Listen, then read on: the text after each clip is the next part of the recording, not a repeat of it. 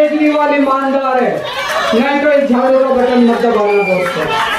भारत माता की। लगता है केजरीवाल ईमानदार है तो केजरीवाल को वोट देना। अगर आपको लगता है केजरीवाल बेईमान है, मुझे कतई वोट मत देना। ये केस में जब ट्रायल शुरू होगा तो 2 सवाल नहीं झेल पाएगा, ये केस 2 सवाल में फ्लैट हो जाएगा।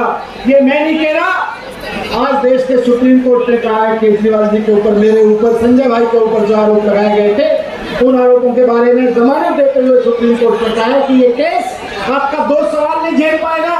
इतनी झूठ की कहानी आप लोगों ने लिखी हुई है। क्या किया इन लोगों ने? इन्होंने मेरा सब कुछ छान मारा, सर का सब कुछ छान मारा, घर द्वार सब खगोल डाला, कुछ नहीं मिला। जब कुछ नहीं मिला तो इन्होंने क्या चाल रची कि कुछ लोगों को, 2-4 लोगों को अंदर पकड़ के जेल में डाला। उनको बोला कि देखो बाहर आना चाहते हो तो अरविंद जी के खिलाफ बयान दे दो, नहीं तो जेल में सड़ा के मार डालेंगे। उनमें से किसी एक आध आदमी ने कोई झूठा बयान दे दिया, उस झूठे बयान के आधार पर मुझको, संजय सिंह को, अरविंद केजरीवाल जी को जेल में डाल दिया। लेकिन सुप्रीम कोर्ट ने कह दिया कि इन बयानों से कुछ नहीं होता, ये तो जब ट्रायल चलेगा तो 2 मिनट में खत्म हो जाएंगे, 2 सवाल नहीं झेल पाएगा तुम्हारा। कारण भ्रष्टाचार नहीं था कि मुझे जेल में डाला, केजरीवाल जी को जेल में डाला, संजय भाई को जेल में डाला। कारण था परेशान करना, कारण था दिल्ली के काम रोकना। 17 जेल में, 17 महीने अंदर जेल में रखा। कारण ये मकसद इनका एक ही था कि इनको तोड़ो, इनको अंदर से तोड़ो, इनको बाहर से तोड़ो, इनकी हिम्मत को तोड़ो, इनकी टीम को तोड़ो। लेकिन आज मैं खुशी के साथ कह रहा हूँ, और आप लोग भी इसी बात से उमंग में, उत्साह में, कि ना तो अंदर से हिम्मत टूटी और ना पार्टी टूटी। इसी बात को लेकर सब उत्साह में सब लोग। कितने मैसेज आते थे इनके, सही कह रहा हूँ। मैंने कई लोगों से बात भी की, आप लोगों में से भी कई लोगों से बात हुई जो मेरे तक पहुंची। कई लोगों ने आके कहा मनीष जी किस चक्कर में पड़े हो, आ जाओ, जेल में सड़ा के मार डालेंगे ये लोग, जानते नहीं हो आप इनको, आ जाओ, छोड़ दो, इधर आ जाओ, क्या होगा, जेल में कब तक पड़े रहोगे, अपनी सोचो। मुझे आगे ज्ञान भिजवाते थे। राजनीति में तो देखो सब ऐसे ही होता है, कोई किसी की नहीं सोचता। आपको आना चाहिए, आपको जेल से बाहर आना है तो आपको सुननी चाहिए इनकी बात। मुझे बताते थे आपकी वाइफ बीमार है, आपका बेटा पढ़ रहा है अभी कॉलेज में, सोचो अपने परिवार की सोचो, परेशान हो जाओगे। मेरे घर में, जो घर मैंने 2002 में जब मैं पत्रकार था 5 लाख रुपए में घर खरीदा था, उस घर को भी इन्होंने छीन लिया, अपने कब्जे में कर लिया। मेरे बैंक अकाउंट में सैलरी के 10 लाख रुपए पड़े थे, वो 10 लाख रुपए भी इन्होंने अपने कब्जे में कर लिए।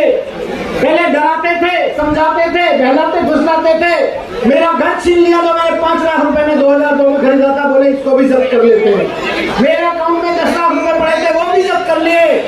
मेरा बेटा कॉलेज में पढ़ता है, मुझे उसकी फीस भरने के लिए लोगों के सामने हाथ फैलाने पड़े कि मुझे अपने बेटे की फीस देनी है, मेरा बैंक अकाउंट ईडी ने फ्रीज कर दिया है। इस तरह से टॉर्चर करते थे, इस तरह से मेंटली हैरेस करते थे। क्यों? इनकी कोशिश थी कि आदमी टूट जाए। लेकिन हम भी अरविंद केजरीवाल जी के साथ में, अरविंद केजरीवाल जी की टीम के रूप में खड़े हुए हैं। टूटे नहीं, घबराए नहीं, अंदर से टूटने का तो सवाल ही नहीं उठता। जब अंदर से नहीं टूटा तो इन्होंने बाहर से तोड़ने की कोशिश की, चारों तरफ से। कभी कहते थे सर आपको पता नहीं है मनीष जी, आपको तो अरविंद केजरीवाल जी ने फंसा दिया। मुझे आके देते थे, मैसेज देते थे। मैंने कहा भाई मेरे को तो अरविंद केजरीवाल जी ने 26 साल पहले फंसा दिया था, इस काम में उसी में लगा हुआ है। कभी हमारे देश के अंदर शिक्षा व्यवस्था का बहुत बुरा हाल है।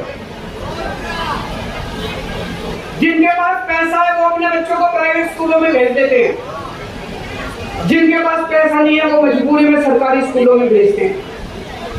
75 साल के अंदर सरकारी स्कूलों का बेड़ा गर्क कर दिया हर सरकार ने इस देश के अंदर।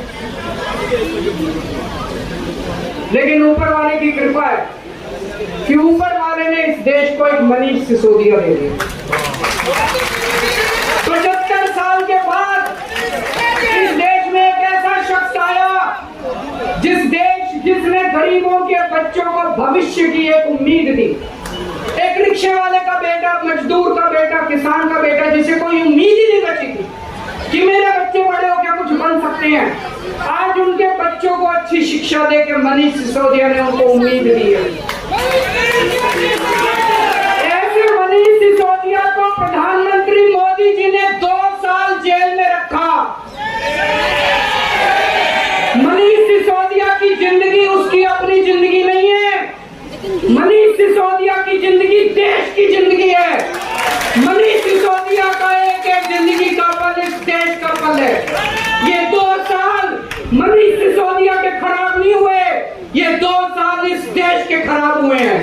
अगर आज मनीष सिसोदिया जेल के बाहर होता, न जाने कितने और नए स्कूल बनते, न जाने कितने बच्चों को शिक्षा मिलती। तो मैं मोहन भागवत जी से भी पूछना चाहता हूं कि क्या आरएसएस इस किस्म की हरकतों से सहमत है? ये सारे प्रश्न आज मैंने मोहन भागवत जी के सामने रखे। मैं उम्मीद करता हूं कि वो इन प्रश्नों के जवाब देंगे।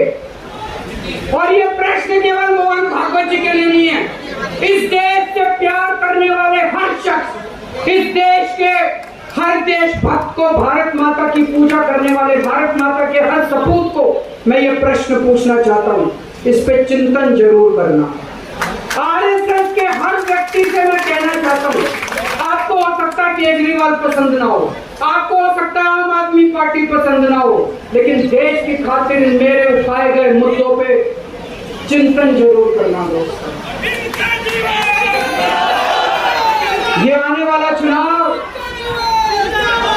मामूली चुनाव नहीं है। ये दिल्ली का आने वाला चुनाव केजरीवाल की अग्नि परीक्षा है।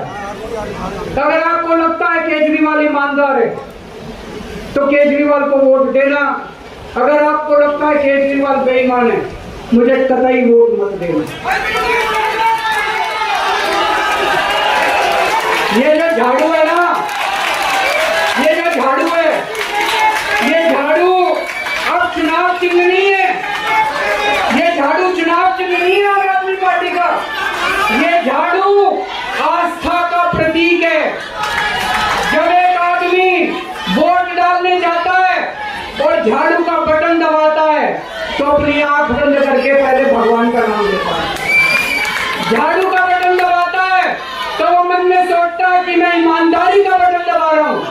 झाड़ू का बटन दबाता है तो वो ये सोचता है कि मैं एक ईमानदार सरकार बनाने का बटन दबा रहा हूँ।